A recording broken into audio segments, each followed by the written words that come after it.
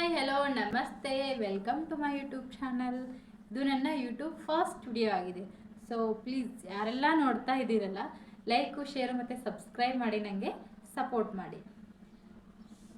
ಇವತ್ತಿನ ಈ ವಿಡಿಯೋದಲ್ಲಿ ನನ್ನೊಂದು ಸ್ಮಾಲ್ ಇಂಟ್ರೊಡಕ್ಷನ್, ಹಾಗೆ ಯಾಕೆ ನಾನು ಯೂಟ್ಯೂಬ್ ಚಾನಲನ್ನು ಕ್ರಿಯೇಟ್ ಮಾಡಿದೆ, ಆಮೇಲೆ ನನ್ನ ಅಪ್ಕಮಿಂಗ್ ವಿಡಿಯೋ ಒಳಗೆ ಏನೆಲ್ಲ ಕಂಟೆಂಟ್ ಇರುತ್ತೆ, ಯಾವುದ್ರ ಮೇಲೆ ನಾನು ವಿಡಿಯೋವನ್ನು ಮಾಡ್ತೀನಿ ಅನ್ನೋದ್ರ ಬಗ್ಗೆ ಇವತ್ತು ಶೇರ್ ಮಾಡ್ತೀನಿ. ಹಾಗೆ ಇವತ್ತು ಸ್ಪೆಷಲ್ ಇಂಟರ್ನ್ಯಾಷನಲ್ ವುಮೆನ್ಸ್ ಡೇ ಆಗಿರೋದ್ರಿಂದ ಮಹಿಳೆಯರ ಬಗ್ಗೆ, ಹೆಣ್ಮಕ್ಳ ಬಗ್ಗೆ ನಂದೊಂದೆರಡು ಮಾತು. ನನ್ನ ಹೆಸರು ಜ್ಯೋತಿ. ನಾವು ಬಾಲ್ಕೋಟ್ ಡಿಸ್ಟ್ರಿಕ್ಕು ಹುಣಗುಂದಲ್ಲಿರೋದು. ಮನೆಯಲ್ಲಿ ಹಸ್ಬೆಂಡು, 2 ಮಕ್ಕಳು ಹಾಗೆ ನಾನು ಇದ್ದೀವಿ. ನನ್ನ ಎಜುಕೇಷನ್ ಬಂದುಬಿಟ್ಟು BA B.Ed. ಸೊ ನಾನು ಯಾಕೆ ಯೂಟ್ಯೂಬ್ ಚಾನಲನ್ನು ಕ್ರಿಯೇಟ್ ಮಾಡಿದೆ, ಇವಾಗ ಚಿಕ್ಕ ಮಕ್ಕಳಿದ್ದಾವೆ. ಸೊ ಹೊರಗಡೆ ಅಂತೂ ಹೋಗಿ ಎಲ್ಲಿ ಏನೂ ವರ್ಕ್ ಮಾಡಲಿಕ್ಕೆ ಆಗಂಗಿಲ್ಲ.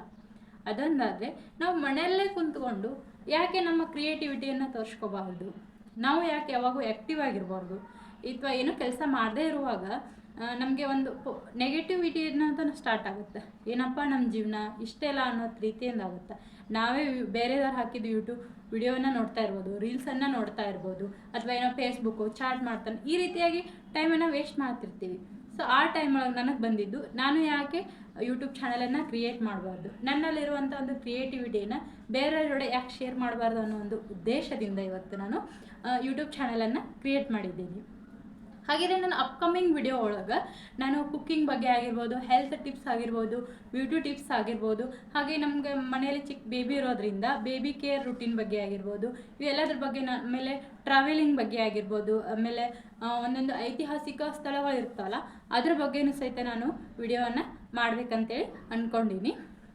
ಸೊ ಹಾಗಿದ್ರೆ ಇವತ್ತು ಒಂದು ಮಹಿಳಾ ದಿನಾಚರಣೆ ಆಗಿರೋದ್ರಿಂದ ಹೆಣ್ಣೊಂದು ಮಾಯೆಯಲ್ಲ, ಅವಳೊಂದು ಅದ್ಭುತವಾದ ಶಕ್ತಿ, ಹೆಣ್ಣೊಂದು ಕಾಮದ ವಸ್ತುವಲ್ಲ, ಅವಳೊಂದು ಪ್ರತಿ ಕಷ್ಟಕ್ಕೂ ಮಿಡಿಯುವ ಸಹೃದಯಿ, ಹೆಣ್ಣೊಂದು ಆಕರ್ಷಣೀಯ ವಸ್ತುವಲ್ಲ, ಅವಳೊಂದು ಆರಾಧಿಸುವ ದೈವ, ತನ್ನ ಗರ್ಭದಲ್ಲಿ ಇಟ್ಟುಕೊಂಡು ಜನ್ಮ ನೀಡಿದ ತಾಯಿಗೆ, ಹಾಗೆ ಸದಾ ನಮ್ಮ ಖುಷಿಯನ್ನು ಬಯಸುವ ಸಹೋದರಿಯರಿಗೆ, ಹಾಗೆ ಏನೋ ನಮ್ಮ ಯಾವುದೇ ರೀತಿ ಸಂಬಂಧವನ್ನು ಹೊಂದಿರದ ಸಹಿತ ನಮ್ಮ ಮನೆಗೆ ಬಂದು ಜೊತೆಯಾಗಿ ಹೆಜ್ಜೆಯನ್ನು ನೀಡುವ ಮಡದಿಗೆ, ಮತ್ತು ಒಬ್ಬ ತಂದೆಯನ್ನು ಕೂಡ ತನ್ನ ಮಗುವಿನಂತೆ ಮುದ್ದಿಸುವ ಮಗಳಿಗೆ, ಇವರೆಲ್ಲರೂ ಒಂದು ಅದ್ಭುತವಾದ ಕಲ್ಪನೆಗೂ ಮೀರಿದ ಶಕ್ತಿ ಅಂತ ನಾವು ಇವತ್ತು ಹೆಣ್ಮಗಳ ಬಗ್ಗೆ ಹೇಳ್ಬೋದು. ಅಂದರೆ ಇಲ್ಲ ನಾವು ಹೊರಗಡೆಯಿಂದ ಬಂದ ಕೂಡಲೇ ನಾವು ಮನೆಯಲ್ಲಿ ಫಸ್ಟು ನಮ್ಮ ಅಮ್ಮ ಇದ್ದಾರಾ, ಇಲ್ಲ ನಮ್ಮ ತಂಗಿ ಇದ್ದಾಳಾ, ಇಲ್ಲ ನನ್ನ ಅಕ್ಕ ಇದ್ದಾಳಾ, ನನ್ನ ಹೆಂಡತಿ ಇದ್ದಾಳಾ, ಇಲ್ಲ ನನ್ನ ಮಗಳು ಇದ್ದಾಳಾ ಅಂತ ಈ ರೀತಿಯಾಗಿ ಹುಡುಕ್ತೀವಿ, ಹೊರತಾಗಿ ಬೇರೆ ಏನನ್ನು ಹುಡುಕೋದಿಲ್ಲ. ಇದರಲ್ಲೇ ತಿಳಿಯುತ್ತೆ ನಾವು ಹೆಣ್ಣಿಗೆ ಎಷ್ಟು ಗೌರವವನ್ನು ನೀಡ್ತೀವಿ. ಹೆಣ್ಮಕ್ಳು ಯಾವ ಕ್ಷೇತ್ರದೊಳಗೆ ನಾವು ಸಾಧನೆ ಮಾಡಿಲ್ಲ, ಪ್ರತಿಯೊಂದರಲ್ಲೂ ಕೆಲಸ ಮಾಡ್ತಾರೆ, ಪ್ರತಿಯೊಂದು ಕ್ಷೇತ್ರದಲ್ಲಿಯೂ ಸಹಿತ ಸಾಧನೆಯನ್ನು ಮಾಡ್ತಿದ್ದಾರೆ. ಅವಾಗೆಲ್ಲ ಜನ್ರೇಷನ್ ಹಿಂದಿನ ಕಾಲದಲ್ಲೆಲ್ಲ ಇತ್ತು, ಹೆಣ್ಣು 4 ಗೋಡೆ ಮಧ್ಯೆ ಮಾತ್ರ ಸೀಮಿತ, ಅವರು ಹೊರಗಡೆ ಎಲ್ಲಿ ಹೋಗಿ ದುಡಿಬಾರ್ದು, ಮನೆಯಲ್ಲಿ ಅಡುಗೆ ಸಂಸಾರವನ್ನು ಅಚ್ಚುಕಟ್ಟಾಗಿ ನೀಗಿಸ್ಕೊಂಡು ಹೋಗ್ಬೇಕು ಅನ್ನೋದಿತ್ತು. ಆದರೆ ಇವಾಗೆಲ್ಲ ಚೇಂಜ್ ಆಗಿದೆ, ಪ್ರತಿಯೊಂದರ ಹೆಣ್ಣು ಗಂಡು ಇಬ್ಬರು ಸರಿ ಸಮಾನರು ಅನ್ನುವಂಥ ಒಂದು ಭಾವನೆ ಇರುತ್ತೆ. ಸೊ ಹೆಣ್ಣಿನ ಬಗ್ಗೆ ಎಷ್ಟು ಹೇಳಿದ್ರು ಇವತ್ತು ನಾವು ಕಡಿಮೆನೇ ಇದೆ.